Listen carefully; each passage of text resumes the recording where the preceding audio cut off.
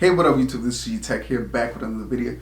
Today we're going to unbox the iPhone XS Max. I went and picked up this one earlier today from the Apple Store. It was a mess.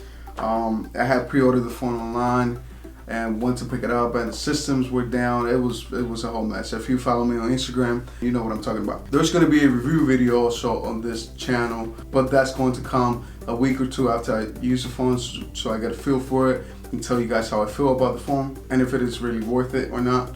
So let's get to the unboxing. As you can see, this is the packaging Apple has been using for years, and it seems to be the same this time around. You can see that this is 64 gigabytes. Let's open it up and let's hear the sound, which we all love.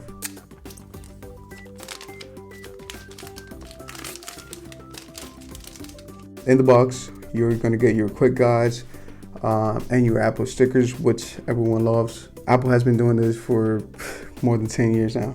Then after the quick guides, you get your device, and I'm really impressed with this color. You can see that this is sort of a mix of, gold and copper.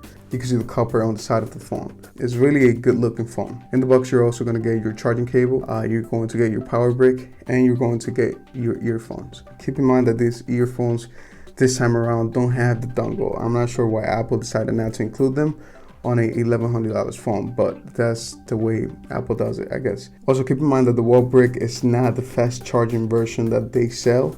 I guess they want that to be sort of a separate business. I guess they want to make some money on the accessories department. Now let's remove the plastic from the device and turn it on for the first time. Let's listen to that sound that everyone loves.